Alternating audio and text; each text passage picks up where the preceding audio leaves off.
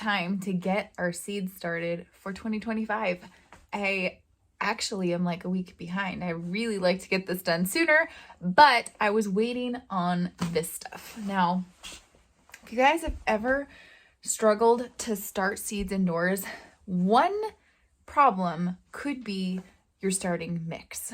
Most of us just grab some dirt from whatever the local store when they have it, some, like raised bed filler or potting soil. And what I found with that stuff is what happens is your seeds mold before they sprout, or they mold later and then they get a disease called dampening off. So what I found is this product right here is amazing for stopping most of those issues.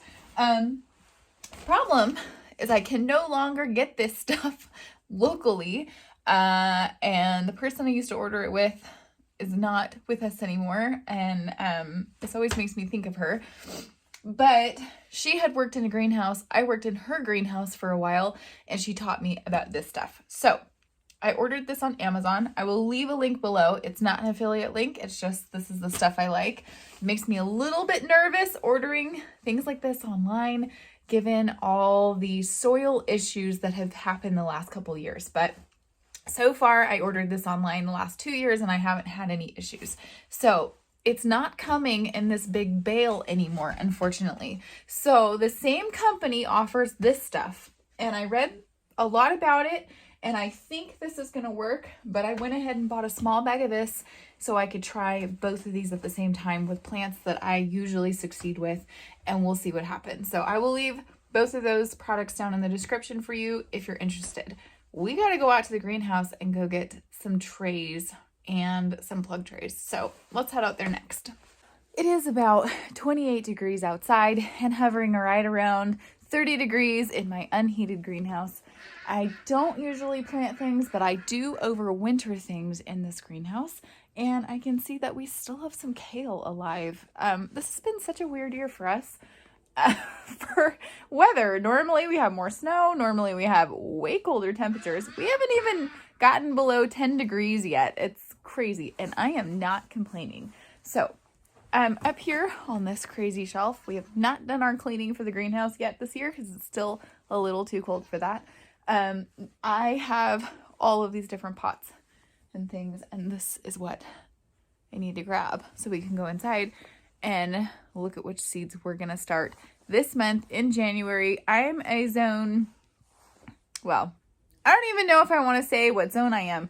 I say 4, 5, whatever. They keep changing them, and really what matters more than your zone is what is your frost date. And my frost date here is supposed to be June 1st, although that's totally not true. Last year, my last frost was on June 18th, and it killed almost my entire garden. So we really didn't end up with a huge harvest last year. And that, it just happens sometimes, and perhaps I could have fixed it, and I did give it a shot, but with health issues I was dealing with, we just had a bummer of a year. So this is a new year. We're going to go ahead and give it a new try, and if you have a fail garden year, don't give up. The weather will be different. Things will be different in your life, and you can always start again. Let's grab some pots and take them in the house. All right, I brought the trays inside, and we are ready to start planting. But before I start planting, I thought I would show you guys what we're actually going to be planting. So first of all, I have 4 of them. These are called 10-20 trays. They have no holes in them. You can order them online at basically any garden supply store, Amazon or anything like that. And then these are a 72 cell plug tray, which means there are 72 little spots to plant in. And I specifically do these ones this time of year because I am planting inside my house. I have very limited space. It gets very cold this time of year, and I'm in Idaho, and it is just not going to work for me to be starting things outside yet. Hopefully at some point I will end up with a seed house, and then we can just heat that small space and I won't have to do this in my house anymore. But for now, this is what we're working with. And honestly, most of the people I know, they do it in their house as well. I like these sizes of trays for this time because I can start lots and lots of seeds in only a small amount of space under a single grow light rather than taking up a huge amount of space with a lot of different dirt. So if you started a single seed in a 4-inch pot, that takes up 4 of these squares. So I'm getting way more use out of my space. Most seeds don't start growing for a couple of weeks, like up 10 days to 14 days or so. Some of them pop up a little sooner, some of them even pop up a little bit later. And so honestly, saving space and saving money by saving dirt works great. Before I tell you which seeds you should start in January, if you're in my climate, or somewhere roughly with my probably the second half of May to the very beginning of June, if that is your frost date, then starting these seeds will work for you. And if you would like to see my exact planting calendar, I will leave a link down in the description box below. If you sign up for the newsletter, you get the planting calendar for free. By signing up for my newsletter, you get access to anything that's going on our farm, exciting news, special sales, anything that I come up with that might help you with your gardening journey, as well as classes that I host here on my own farm. Before I share with you the seeds that I'm going to be starting in these trays, I thought I would share a couple of my favorite companies with you. The first one is Heirlooms Evermore, which I have a brand new package here. I just opened the top to make sure that there was things inside of it, so we can look through that. And another company called Survival Garden Seeds. I met these guys at the Modern Homestead Conference in Coeur d'Alene, Idaho, and they gave me free seeds to share with you guys. So I'm so excited. They have several of these kits, and if you would like to purchase these kits, I will leave a link down in the description box for you to check them out. Let's open these packages and see what's inside. From Heirlooms Evermore, what I really like about this particular company is that they have a very limited selection. So if you get overwhelmed easily looking on different garden sites and different seed catalogs and you just don't know what to choose, if you are in a cold climate, even if you're not in a cold climate, this is still a great company. But if you are in a cold climate, these are selected to grow really well in your area. So from this particular company, what I ordered was Walla Walla sweet onions, golden summer crookneck squash, Nantes scarlet carrot, Arkansas traveler tomato. This is one that most people have tried up here in my area and they really like it.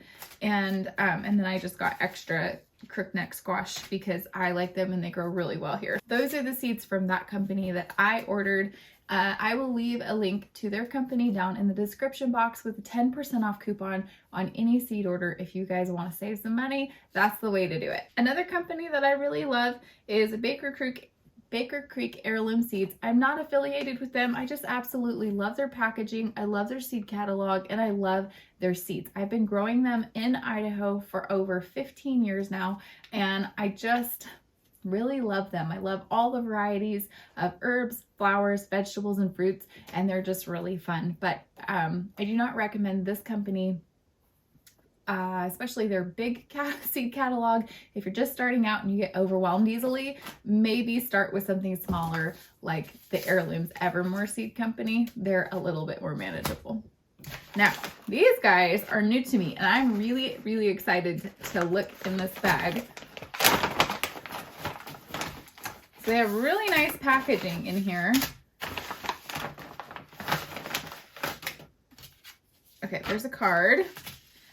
And so they've banded them together. So what happens with this particular company is that they sell no individualized seeds. They just sell packages of seeds. So there's like a vegetable garden one. There is this ultimate medicinal herb collection. And I am really curious to see what they think a great medicinal herb collection is. So let's look at these 2 different types of sage, St. John's wort, stinging nettle, thyme, Roman chamomile, marjoram, wormwood, and yarrow. That right there is a pretty good list all on its own. And there are 3 more packages just like that. If you guys are interested in that, I'll leave the link down in the description box. There's even one here that I didn't even know was a medicinal plant. I knew it was edible, but I'll be excited to check this out and see what medicinal properties stalks have. I will be going through these seeds to decide if there's some that I don't have on my farm to grow, but keep an eye out because I might end up doing a seed giveaway. So if you sign up for that newsletter, that's where the giveaway information will be. So what seeds are we going to be starting today? And honestly, I'm probably not going to start them on film because my daughter's not home right now and this is one of her absolute favorite things to do. So I have lots of videos on seed starting and how to start seeds. So check all of those out. They're usually in January, February, and March in the video history. But for right now, the plants that I'm going to be starting today, I'm a little bit behind for a few things and I'm a little bit early for a few things, but I thought since I've got it all out, I should just go ahead and start it now. Piles in front of me of seeds that I'll be starting today. I have a pile of herb seeds, a pile of flower seeds, and a pile of vegetable-ish seeds. These seeds all need to be started early in the season in order to get full-size plants or very close to full-size plants by the time it is safe to finally put them out into the garden. So these plants will be mostly in the house from now for sure until March. Some of them will start creeping into the greenhouse by then, but some of them stay in the house all the way until April, May, and they can't even be planted outside until June. So these little guys have to be pampered for a long time, but I have found that it's really worth doing it this way and starting it this early. So the ones that we'll be starting in the herb category are chamomile, which is a Polish variety of chamomile. I started these last year and it went really well as lemongrass. Now, these don't have to be started this early. I just really like to because they live in the house pretty well, especially the lemongrass. And I will be keeping this one in the greenhouse, I think, this year. So it could be started a little early. In the flower category, primarily these are for hanging baskets, except for I do have a couple that I did a trial with and I want to show you those. So I have some petunias and I'm really excited about these particular varieties of petunias that I got because they are edible. If you've been on my channel long enough, you will know that I love to stack functions of plants, which means that each plant has more than one use. And this right here, being a beautiful hanging basket flower as well as being an edible flower is great for me. It has a better chance of surviving. Let's just put it that way. So I got a couple of different ones of those. And then I got just a regular balcony mix because they kind of spill over and they're just really pretty. I am also going to be starting some edible seeded poppies inside. Now, the reason I'm doing this is because I really just want to get a starter pack going so that when I spread the seed outside, I kind of know where it's at. These really don't like root disturbance, so I have to be very, very careful with them. I will be babying them, but they can stand pretty cold temperatures, so they get to go out in the garden pretty early. Another plant that also can stand some pretty cold temperatures are pansies. I have a black king pansy and a black devil pansy. These ones have eluded me for so many years now. These are also edible, which I love, but these ones make a syrup that tastes similar to blackberry sauce, and I am so excited. I want to have enough of these. So this year, this is the only kind of pansy I am going to plant. You guys have seen my garden enough times. You know how many pansies are in there. We use them all the time throughout most of the growing season, especially in the spring and in the fall. In almost every dish that goes onto my table has a pansy in it for some either color or edible factor or something along those lines. So I'm really excited to have some success with this one. And I think if I just focus on the one kind, we should be good to go. And lastly is the sweet alyssum. I only have a few seeds of this. I couldn't get any more when I was ordering seeds. I think that my daughter will really love having this in her hanging basket this year. let's move on to the vegetables. All of my different celery varieties, I have 3. I will be starting early. These have to be started early in this climate. Also, eggplant, honestly, if you guys want to get eggplant and you live in a short growing season, you got to start it like crazy early, even earlier than peppers typically, which I said I was a little bit late in starting some things. This is one thing I really should have started it last week, but that's okay. I will also be starting a whole bunch of peppers. You can see my stack here. I have loads of peppers. We love to grow them in the unheated greenhouse. They do very well in there, and I love to give these away, to trade with them, to barter with them, and I have a problem with growing very spicy peppers. So usually one of my good friends really loves to receive those spicy peppers, and I just like to grow them. But mostly I prefer the just snacking varieties or freezing varieties and things like that. I will highlight my absolute favorite is called the Cubanelle pepper, and this is way better than a bell pepper and has way more production in my short growing season. So if you're looking for something to do a little bit better, this guy is the go-to. I will also be starting all of our onion seeds as well as leeks. And this includes any kind of onion. Now these guys can go out into the garden pretty early in the year. I did order the Walla Walla sweet onions.